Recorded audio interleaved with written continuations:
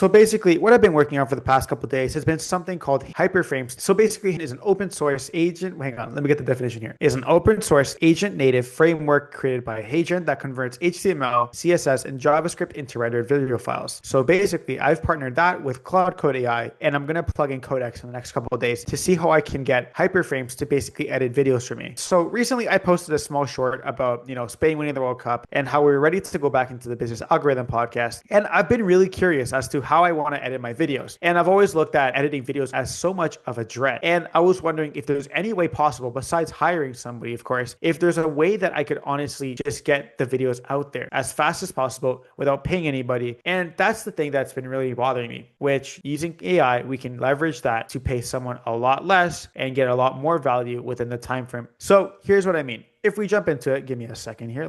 Okay. So basically, here's what I've been working on. I've been using the Claude Code extension on Visual Studio Code, which allows me to see what I'm doing over here. At the same time, be able to work with it hand in hand, in the sense that when I get HyperFrames to do something for me, for example, editing a video, I can see where the files are going, where it's living, which is something that Claude Code Desktop won't give me. It will give me the project names on Claude Code, but I can't really see the back end of it. Like over here, for example, I was trying to do the update for the trailer that I posted back on Monday, and basically it's been showing me the updates that I've been trying to give it. So for example, I've been trying to get it to 916, and then I told it to go back to normal, and then I just basically have gone to cut tight, which means that I've been recording myself, and then I just wanted to cut each time, each pause faster. So every time I say something, I want AI to be like next frame, next frame, next frame. And every time it does that, it calls itself tighter. I didn't tell it to cut tighter. I told it to cut faster. So basically there's less space between me talking and me blanking out. And then as per usual, it writes its code. That's where the HyperFrames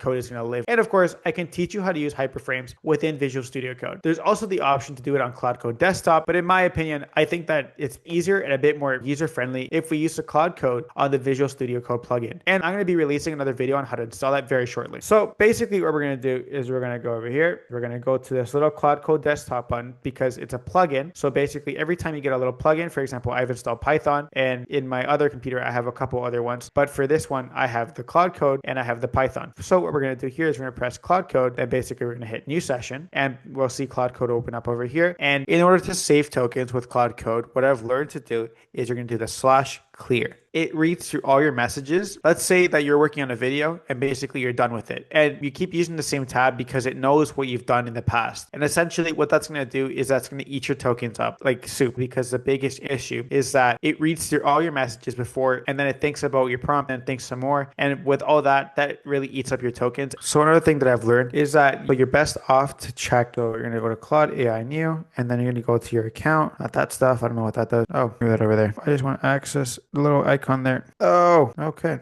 We're going to sign in over here. So what I rather it do is you're going to go to usage. So once you get into Claude Code, it's important to keep in mind what you have. Fortunately for Codex and ChatGPT, OpenAI, they allow you to have Codex and have access to Codex, which is ChatGPT's version of Claude Code, for free. Unfortunately for Claude, Anthropic has not allowed that. And in order for you to use Claude Code, you have to get a pro plan, which is around $20 a month. It's not a big deal. Like you have a hamburger, instead of a hamburger, just pay for Claude Pro. You won't die. Trust me. And essentially what's here is this is the current session. So right now it's going to reset in 32 minutes. So I see that it's 14% used. So what that means is that between now and 3 a.m., it's basically going to give me a certain amount of token, a limit of tokens that I can use within that time frame. Once 3 o'clock hits, it's going to restart and I have another set of tokens. So basically this is called your daily limit. And over here, you can see all models resets in 2 hours, 2 minutes. So basically I've been waiting for this to reset all week. So between Monday and Saturday, it's been giving me this limit. So this is the amount of tokens that Anthropic has allowed me to have with the pro plan from Saturday to Saturday. So that's called the weekly limit. Anyways, back to Claude Code. If you have a tab and you just want to reset it and you have all that memory kind of saved up, you're going to want to hit /clear.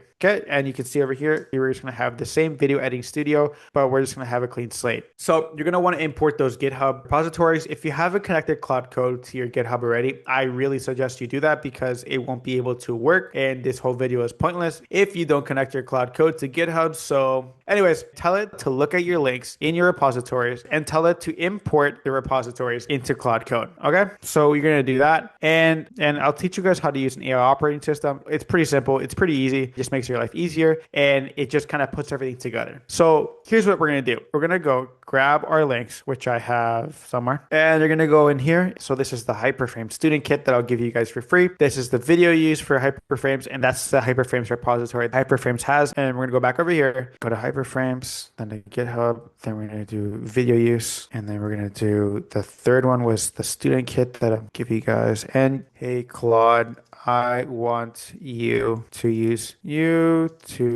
Claude Code and install for me HyperFrames frames in my AI operating system so I can start editing videos with AI. So another cool thing about AI is that it's able to do a lot of things. What we're going to do to leverage AI in the video editing business is we're going to make it automatically. That's the plan. So we're going to have to upload it manually. But once we paste it in, I just want to press enter and slice the video, all the blank spots, all the mistakes. Then I wanted to animate those clips that are still there. And then on top of that, I wanted to add some text or some subtitles so we can add it towards YouTube. So here's what we're going to do. You're going to want to get those links in there. And then I want to start with you reading and installing these repositories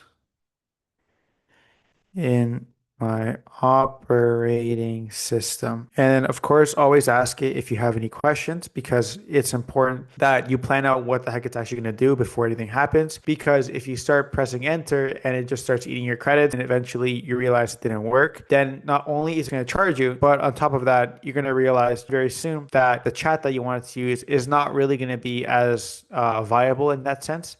Because it's going to take more credits to read your mistake and then to understand the mistake and understand the fix. And it just becomes useless. So always ask it if you have any questions, and always make it run through you before you actually press the enter button to actually start building the code. So, or ask me if you have any questions, and before you start and make sure that you plan it before building it into my system. Okay, and we'll come back in a little bit just to show you how it worked out. It's telling me that HyperFrames is already fully installed and shipped with real videos with it. What that means is that I've already included a couple of videos, and there's a couple of videos that were installed from before that I've been working on. I've cracked that out already, and they've already successfully done their job. So I do not necessarily need to install the package already, but you guys will have to go through your own process of just installing it towards your operating system and being able to let it have access towards the things you need to do. And that's basically it. It's really, really simple. It shouldn't take you too long. If it does, it's not a big deal. Just do /clear and start all over again. It's not really that stressful. You'll be okay. You'll get the hang of it really, really soon. So what we're going to do next is we're going to import a video that I have purposely made a mistake with. So if I go to my operating system, I have videos over here. So we got it rendered. And basically what this is a small script that I compiled together. And I made a couple mistakes just to show you that AI will pick it up, and then it will be able to edit it. And after a couple prompts, you'll be able to see a fully edited video using HyperFrames. Welcome back to the Business Algorithm Podcast. My name's Lucas, and today we're going to do a small video.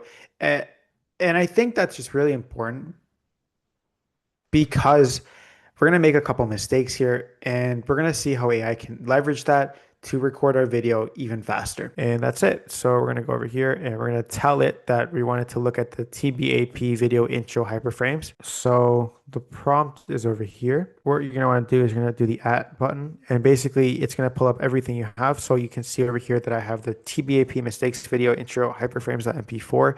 So I'm going to hit that, and basically now you are telling Claude Code what to look at. So you're going to do, hey Claude Code, I would like you to use this video tool just to edit like you to use the video use tool. That's part of the package we installed in HyperFrames. Just to edit this video, I want you to analyze it. I want you to remove any filler words or silences or retakes. Then what we're going to do after that is to actually use HyperFrames and add the motion graphics to it. So your first task is to edit out the mistakes and the filler words. And then of course, remember to ask questions. Okay. So always add to remember to ask me questions if you have any before moving forward, and make me a plan that will work for this video before before cutting it. And what's going to do is I believe there's also a transcript generator as well too. A transcript tool, which is going to it's going to look at all the words I'm saying. And then if it doesn't detect a word, for example, like I was saying, like a mistake, it should pick up the part and it will cut it because it doesn't notice that the audio continues. So it will think of it as a mistake. And yes, it's the raw cut one. Okay, and we're back. So we're going to do that. Control V, localhost project, and we can see the video. And let's see how it did. So welcome back to the Business Algorithm Podcast. My name's Lucas, and today we're going to do a small video. But it's okay. And I think that's just really important because we're going to make a couple mistakes here, and we're going to see how AI can leverage that to record our video even faster. That wasn't too bad. I'm gotta say that was pretty good. And on top of that, HyperFrames also used the mistakes as pretty much as a graphic almost. It's like those lyrics that you see on Instagram on someone's story. And remember when we went back over there to the transcript in the first prompt, we asked it to give it subtitles, and this is what it made. And if you notice, the difference between the two videos is that the other one had a lot of mistakes, and this one has basically 2. And we could probably fix that within a prompt. Yeah, and even then, we could fix it ourselves, but look how much AI has brought us. It took us basically maybe 20 minutes to get it all together. And, us editing it in person would have taken us